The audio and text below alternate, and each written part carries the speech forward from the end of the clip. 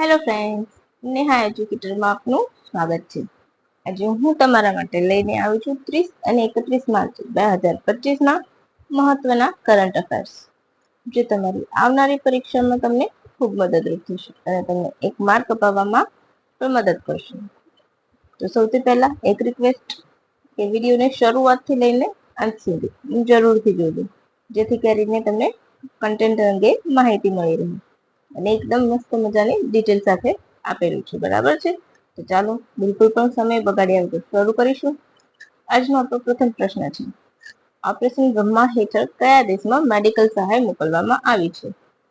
Option A Myanmar, option B Thailand, option C Vietnam, option D Singapore. બોલો. તમે મારા જવાબ સાથે થોડીક વારમાં આન્સર મેચ કરજો. બરાબર? તો અહીં આપણો જવાબ આવશે ઓપ્શન એ મ્યાનમાર. મ્યાનમારમાં હાલ જ 7.7ની તીવ્રતાનો ભૂકંપ આવ્યો છે અને ત્યાં ખૂબ જાનમાલનું નુકસાન થયું છે. તો ભારત તરફથી એક મેડિકલ કિટ મોકલવામાં આવી છે. રાઈટ? તો ચાલો એના વિશે ડિટેલ જોઈ લઈશું. એનું એપી સેન્ટર ક્યાં હતું? તો માંડલે ખાતે. બરાબર? થાઈલેન્ડ સુધી તેની અસર વર્તાઈ હતી. હવે આપણે જોઈશું ડિટેલમાં. તો શત્રુજીત બ્રિગેડ મેડિકલ રિસ્પોન્ડર ની 118 સભ્યોની ટીમ લેફ્ટનન્ટ કર્નલ જગજીત ગિલના નેતૃત્વ હેઠળ રવાના કરાઈ છે. કઈ રિસ્પોન્ડર ટીમ? યાદ રાખજો, શત્રુજીત બ્રિગેડ મેડિકલ રિસ્પોન્ડર ટીમ. બરાબર છે? જીપીએસસી તમને વિધાન વાક્યમાં પૂછી શકે છે. હવે એરબોર્ન એજિલન્સ ટાસ્ક ફોર્સ આપત્તિ ક્ષેત્રમાં સહાય મોકલશે, જેમાં 60 બેડવાળું ચિકિત્સા કેન્દ્ર પણ સ્થાપવામાં આવશે. રાઈટ? આ સિવાય નૌસેનાના કારમુક અને એલસીયુ 52 જહાજ અંદમાન નિકોબારથી મ્યાનમાર જવા રવાના થઈ ગયા છે, જેમાં 52 ટન ખાદ્ય સામગ્રી, પેયજળ, ફર્સ્ટ એડ કિટ જેવી વસ્તુઓનો સમાવેશ કરવામાં આવ્યો છે. પછી હ્યુમેનિટેરિયન આસિસ્ટન્ટ ડિઝાસ્ટર રિલીફ હેઠળ આઈએનએસ સાપુતારા અને આઈએનએસ સાવિત્રી પણ સહાય મોકલવા માટે રવાના થઈ ચૂક્યા છે. તો તમે આ બધા જહાજના નામ યાદ રાખજો કે કયા એની સાથે મોકલવામાં આવ્યા છે. ક્લિયર છે? અને નીચે મેં તમને સેકન્ડમાં ડાર્ક કરીને પણ બોલ્ડમાં આપેલો છે આન્સર. હવે એલેક્ઝાન્ડર લુકાશાન્કો 7મી વાર કયા દેશના રાષ્ટ્રપતિ તરીકે શપથ લીધા છે? આમાં હું તમને ડિટેલ્સ નહીં કરાવું, કારણ કે એના વિશે તો મેં તમને ઘણી વખત કરાવેલું છે. Right? Option A Myanmar, option B Latvia, option C Belarus, option D Lithuania. તો તેમણે બેલારુસના સતત 7મી વખત રાષ્ટ્રપતિ તરીકે શપથ લીધા છે. રાઈટ? જાન્યુઆરીમાં જે ચૂંટણી યોજાઈ હતી એમાં તેમણે 87% વોટ મેળવ્યા છે. ક્લિયર? તો તમારે આમાં વન લાઇનરમાં ફક્ત આટલું જ યાદ રાખવાનું છે. બરાબર છે? અને તમારે એની એક વખત બોર્ડર મારા પ્રીવિયસ વિડીયોમાં છે એમાં જોઈ લેવાની છે. દિલ્હીમાં એઆઈ સંચાલિત હોલ બોક્સ કયા મંત્રાલયે લોન્ચ કર્યું છે? આઈએમપી ક્વેશ્ચન તમે એને કહી શકો છો. રાઈટ? તો ઓપ્શન એ ગૃહ મંત્રાલય, ઓપ્શન બી ડિફેન્સ મંત્રાલય, ઓપ્શન સી સામાજિક અને ન્યાય મંત્રાલય કે ઓપ્શન ડી સંસ્કૃતિ મંત્રાલય.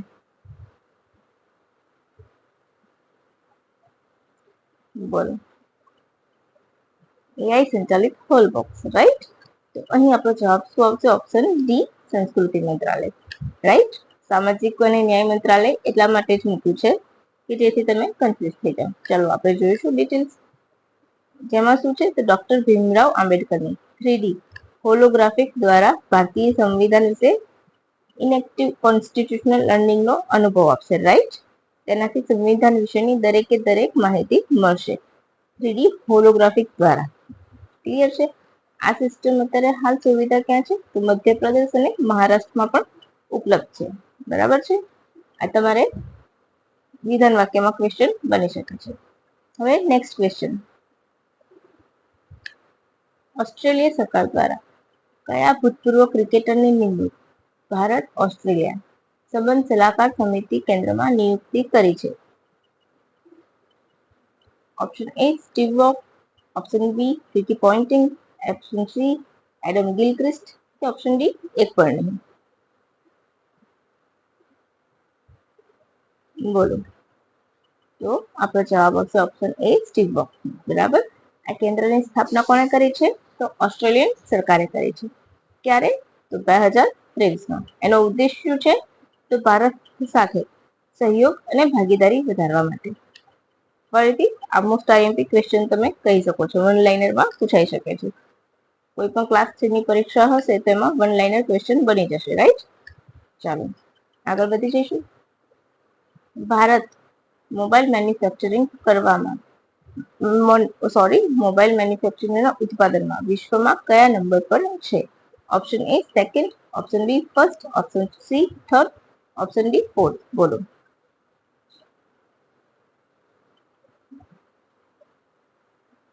અહીં આપણો જવાબ આવશે ભારત બીજા નંબર પર પહોંચી ગયું છે, રાઈટ? ઓપ્શન એ આવશે આપણો જવાબ. શું આવશે? ઓપ્શન એ બીજા નંબર પર છે. વિશ્વમાં સૌથી વધારે મોબાઈલ ઉત્પાદનમાં ભારત બીજા ક્રમે આવી ગયું છે. મેક ઇન ઇન્ડિયા હેઠળ ઇલેક્ટ્રોનિક્સ મેન્યુફેક્ચરિંગ ક્ષેત્રે ભારત માટે આ એક છલાંગ છે.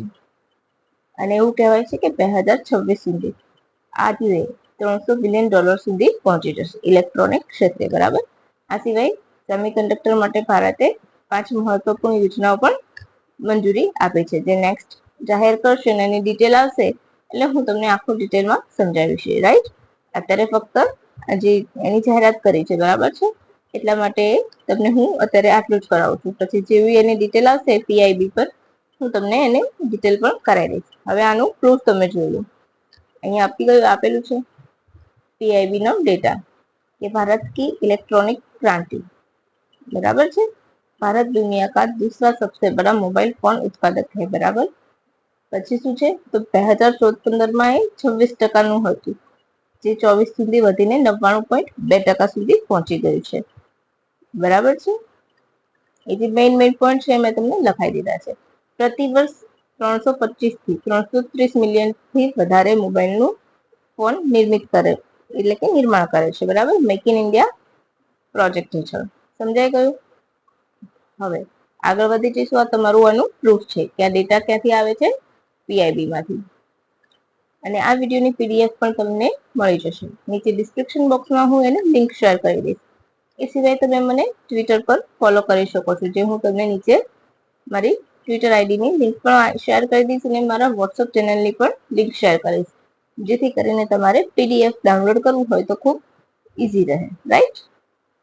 હવે મોસ્ટ ઇમ્પોર્ટન્ટ ક્વેશ્ચન, અને તમને હું ફરીથી રિપીટ કરું છું, લગભગ મારા જેટલા પણ વિડીયોઝ આવે છે એમાં જેટલી પણ એક્સરસાઇઝ થાય છે તો મેં બધી જ યુદ્ધ એક્સરસાઇઝ એક જ વિડીયોમાં આવરી લીધી છે. કયા દેશ સાથે ભારત કયો યુદ્ધ અભ્યાસ કરે છે, નેવી યુદ્ધ અભ્યાસનું નામ શું છે, એર એક્સરસાઇઝનું નામ શું છે, એ બધું જ મેં ડિટેલ કરાવેલું છે.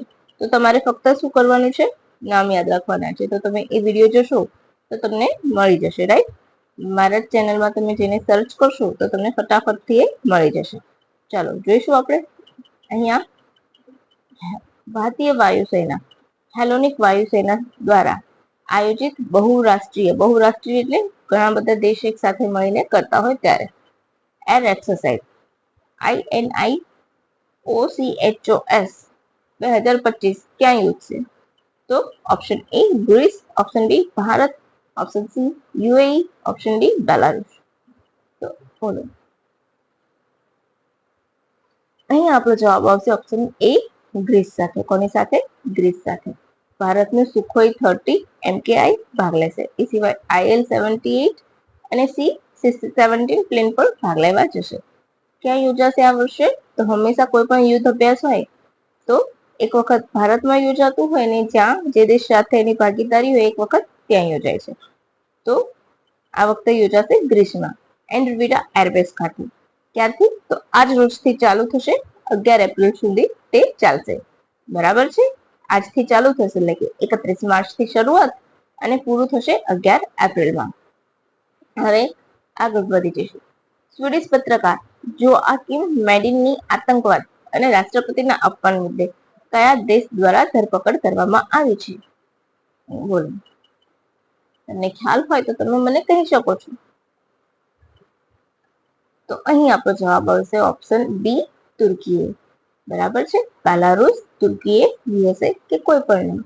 તો અહીં આપણો જવાબ આવશે તુર્કીએ, બરાબર? તુર્કી નામ નથી, એનું નવું નામ તુર્કીએ છે અને એ જ પ્રોનાઉન્સ કરવું જોઈએ. તુર્કી ઘણા બધા લોકો કરે છે, right? but it's not a Turkey, now it's a Turkey. તો તુર્કીમાં એની ધરપકડ કરવામાં આવી છે. 2023માં સ્ટોકહોમ રેલી યોજાઈ હતી, જેમાં કુર્દિસ્તાનના વર્કર્સ પાર્ટીના અધ્યક્ષ પણ તેમાં સામેલ હતા અને એ મુદ્દે જ તેની તુર્કીએ ધરપકડ કરી છે. રાઈટ. હવે તુર્કીના પ્રેસિડેન્ટ અને પીએમ કોણ છે, તે શું છે, કઈ ડેમોક્રેટિક છે કે રાજાશાહી છે, શું છે, એ તમારે મને કમેન્ટ બોક્સમાં કમેન્ટ કરવાનું છે. હવે નેક્સ્ટ ક્વેશ્ચન, કયા દેશમાં 7.1ની તીવ્રતાના પગલે આવેલ ભૂકંપ સામે સુનામીની ચેતવણી જાહેર કરવામાં આવી છે? તો option A Myanmar, option B Tonga, option C Philippines, option D ચીન. બોલો, ખ્યાલ છે તમને? મ્યાનમારમાં 7.7ની તીવ્રતાનો ભૂકંપ આવ્યો છે. બરાબર છે. મ્યાનમાર, તો મ્યાનમાર ભારતનો નેબર કન્ટ્રી છે, એ પણ તમે યાદ રાખજો. બિમસ્ટેક, તો બિમસ્ટેકનું જે સંગઠન છે એમાં પણ મ્યાનમાર એક ભાગ છે. બરાબર, બિમસ્ટેકનું સંગઠન છે એમાં મ્યાનમાર ભાગ છે. અને હાલ બિમસ્ટેકનું સંગઠન ક્યાં યોજાઈ રહ્યું છે? થાઈલેન્ડમાં. છઠ્ઠું. બરાબર છે, યાદ રાખી લેજો ફ્રેન્ડ્સ.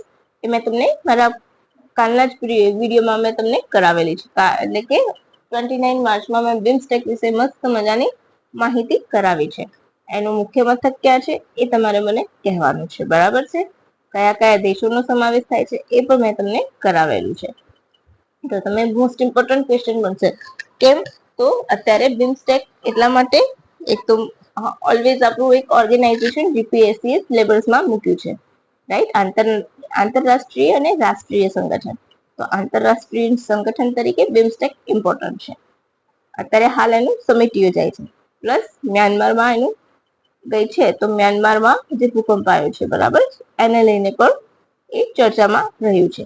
એનું મુખ્ય મથક ક્યાં છે? તો ઢાકામાં છે. આ તમારે કહેવાનું હતું, મેં તમને કહી દીધું છે. ઓકે, તો ચાલો આગળ વધી જઈશું. તો અત્યારે હાલ આમાં મારો ઓપ્શન ભૂલથી ખોટો આન્સર ટીક થયો છે. સુનામીની ચેતવણી ટોંગામાં કરવામાં આવી છે, કારણ કે હાલ મ્યાનમારની સાથે સાથે ટોંગામાં પણ ભૂકંપ આવ્યો છે અને ત્યાં સુનામીની ચેતવણી જાહેર કરવામાં આવી છે. તો 7.7ની તીવ્રતાના પગલે ભૂકંપ સુનામીની ચેતવણીનું પૂછશે તો તમારે ટોંગા ઓપ્શન પર ટીક કરવાનું રહેશે, મ્યાનમાર નહીં આવે. બરાબર, કારણ કે બંને દેશમાં એક સાથે આવ્યો છે ભૂકંપ, એટલે તમને કન્ફ્યુઝ થઈ શકો છો. ચેરોબા ઉત્સવ કયા રાજ્યનો ઉત્સવ છે? મણિપુર, મેઘાલય, નાગાલેન્ડ કે સિક્કિમ? બોલો. હાલમાં ચેરોબા ઉત્સવ ઉજવવામાં આવે છે, તો કયા રાજ્યમાં ઉજવવામાં આવે છે? Option A Manipur, option B Meghalaya, option C Nagaland કે ઓપ્શન ડી સિક્કિમ? તો બોલો. તો અહીં આપણો જવાબ આવશે ઓપ્શન એ મણિપુર. બરાબર છે. શું આવશે આપણો જવાબ? Option A Manipur. મણિપુર ઘણું બધું ચર્ચામાં છે, એટલે પૂછાવાની સંભાવનાઓ ખૂબ છે. બરાબર છે. અચ્છા, નાગાલેન્ડ. નાગાલેન્ડમાં હાલ કયો ઉત્સવ ચાલે છે? નાગાલેન્ડમાં અત્યારે હોર્નિબલ ફેસ્ટિવલ ચાલી રહ્યો હોય છે, રાઈટ? હોર્નિબલ ફેસ્ટિવલનું 25મું સંસ્કરણ યોજાયું હતું. કયું હતું? 25મું સંસ્કરણ યોજાયું હતું. એમાં નરેન્દ્ર મોદીએ પણ ભાગ લીધો હતો, એટલા માટે એ અગત્યનું બની જશે. તમને જોડકામાં પૂછી શકે છે ચેરોબા ઉત્સવ, પછી નીચે પૂછી લે કે કોઈ પણ જે તમારે, મેં તમને આખું એક વિડીયો બનાવેલો છે, રાઈટ, કે કયા ઉત્સવ કયા રાજ્યમાં ઉજવવામાં આવે છે. હોર્નિબલ ફેસ્ટિવલ, ચેરોબા ફેસ્ટિવલ, બાગરુમ્બા ફેસ્ટિવલ, તો એ કયા રાજ્યનું છે એ તમને જોડકામાં પૂછી શકે છે, રાઈટ? તો જો એક પણ આવડતું હશે ને તો પણ તમારું કામ થઈ જશે. તો એક વખત એ જોડકા પણ તમારે જોઈ લેવા. અચ્છા, કોણ ઉજવે છે આ મણિપુરમાં? તો મેઈતેઈ સમુદાય દ્વારા ઉજવવામાં આવે છે. અને હાલ મણિપુરનો વિવાદ પણ મેઈતેઈ જનજાતિના કારણે જ ઉભો થયો છે, એ પણ તમારે યાદ રાખવાનું. એટલે તમને સીધું એમ પણ પૂછી શકે છે કે નીચેના વાક્યોમાં, વિધાનોમાંથી નીચેના વિધાનોનું સત્ય તપાસો. ચેરોબા ઉત્સવ મણિપુરમાં ઉજવવામાં આવે છે. મેઈતેઈ સમુદાય દ્વારા ઉજવવામાં આવતો ઉત્સવ છે. બરાબર છે. ઉપરનું એક સાચું છે, ઉપરના બંને સાચા છે. તમને આ રીતના ક્વેશ્ચન ડિસાઈડ કરી શકો છો. તો તમારે યાદ રાખવાનું છે ચેરોબા એટલે મણિપુર અને મેઈતેઈ સમુદાય, અને હોર્નિબલ ફેસ્ટિવલ તો નાગાલેન્ડ દ્વારા. અને કિસ્સામાં વિલેજ આખું ઉભું કરવામાં આવ્યું હતું નાગાલેન્ડમાં હોર્નિબલ માટે, અને 25 વર્ષે ઉજવાયો હતો. એટલે રજત જયંતિ પણ તમે કહી શકો છો કે કયા ફેસ્ટિવલની રજત જયંતિ ઉજવવામાં આવી હતી. પ્રશ્ન આવી રીતના પણ તમારા માટે બની શકે છે. રાઈટ ફ્રેન્ડ્સ, પેપર સેટર કેમના બેસીને કેમનું ડિઝાઇન કરશે આપણને ખબર નથી હોતી. રાઈટ. હવે તાજેતરમાં ભદ્રા અભયારણ્ય ચર્ચામાં આવ્યું છે. કયું વન્યજીવ અભયારણ્ય? ભદ્રા. તો એ ક્યાં આવેલું છે? Option A Jaipur, option B Mysore, option C Chennai, option D Assam. બોલો.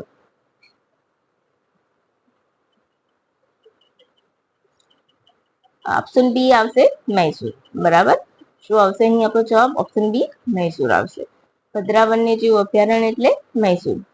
જેટલા પણ અભયારણ્ય ચર્ચામાં હોય છે એ બધા આપણે એક વખત જોઈ લેવા. રાઈટ, કારણ કે એમાંથી જ પ્રશ્ન આવતો હોય છે.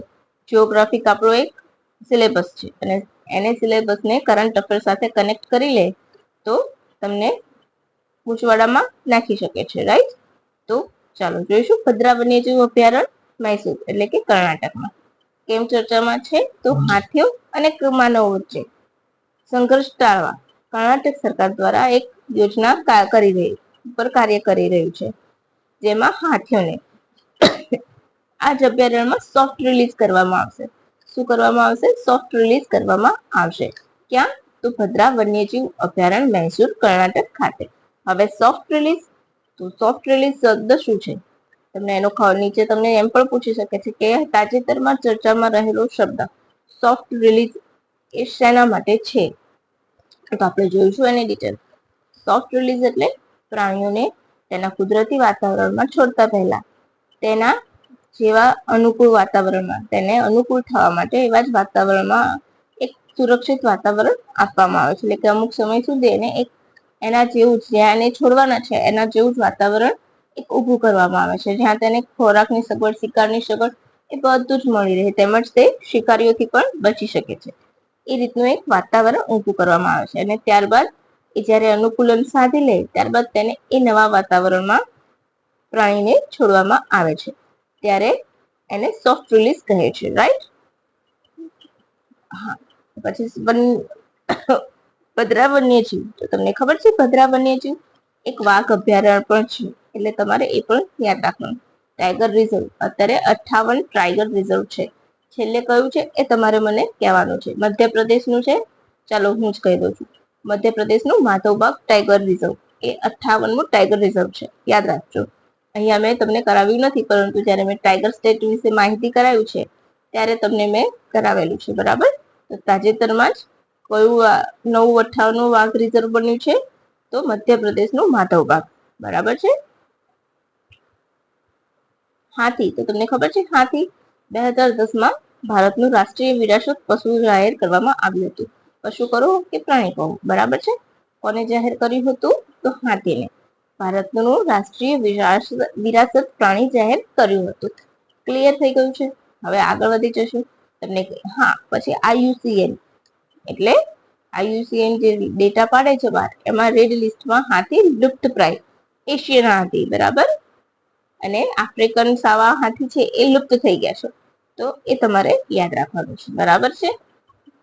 હવે થોડાક ઇમ્પોર્ટન્ટ ફેક્ટ્સ જોઈ લઈશું. આજે નથી વધારે, થોડાક જ છે. રાઈટ.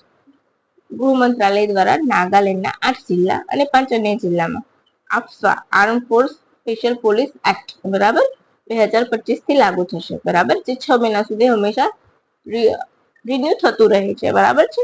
પછી શ્રીલંકાના જાફનામાં ભારતીય દૂતાવાસે વાવુનિયા વિશ્વવિદ્યાલયમાં હિન્દી ભાષાનો પાઠક્રમ શરૂ કર્યો છે. ક્લિયર. પછી અત્યારે હાલ ભારત ને રશિયા વચ્ચે કયો નૌસેના યુદ્ધ અભ્યાસ યોજાય છે? તો ઇન્દ્ર. આ વખતે ચેન્નઈમાં યોજાશે એટલા માટે. બરાબર. ઇન્દ્ર નૌસેના યુદ્ધ અભ્યાસ ભારત રશિયા. અને એ સિવાય યુવા અને રમત ગમત મંત્રાલય નવી દિલ્હીમાં વિકસિત ભારત યુથ પાર્લામેન્ટનું આયોજન કરશે. ક્યારથી? તો 1 એપ્રિલ થી 3 એપ્રિલ સુધી. ક્લિયર. તો બસ ફ્રેન્ડ્સ, આજ માટે આપણે આટલું જ રાખીશું. પછી બીજી મસ્ત મજાની માહિતી કરંટ અફેર સાથે તમારા સાથે હું લઈને આવી જઈશ, જેથી કરીને તમને આવનારી પરીક્ષામાં મારી પણ હેલ્પ મળી રહે. પણ તમને વિડીયો ગમ્યો હોય તો લાઈક પણ કરજો, શેર પણ કરજો તમારા મિત્રો સાથે. રાઈટ. જેથી કરીને તમારા મિત્ર પણ આજ તૈયારીમાં તમે એમને પણ મદદ થઈ શકે. અને હા, આજે હું તમારા માટે છેલ્લા 6 મહિનાનું કરંટ અફેર્સ, જેમાં પ્રથમ ભાગમાં ઓક્ટોબર, નવેમ્બર અને ડિસેમ્બરના મહત્વના કરંટ અફેર્સ હશે. જેમાં તમને એકદમ મસ્ત મજાની ડિટેલ માહિતી આપેલી છે અને એની પીડીએફ પણ હું તમને શેર કરી દઈશ, જેથી તમારે રિવિઝન કરવું હોય તો રિવિઝન પણ થઈ શકશે. તો બસ ફ્રેન્ડ્સ, મારી સાથે આવી રીતના જોડાયેલા રહેજો અને મારી ચેનલને સબસ્ક્રાઇબ કરતા રહેજો અને બીજાને પણ સજેશન આપતા રહેજો, જેથી કરીને આવનારા વિડીયો અંગેની માહિતી તમને ફટાફટ મળતી રહે. બરાબર છે ને ફ્રેન્ડ્સ? તો બસ આજ માટે આટલું જ, અને thank you for watching my video. Have a good day friends. By.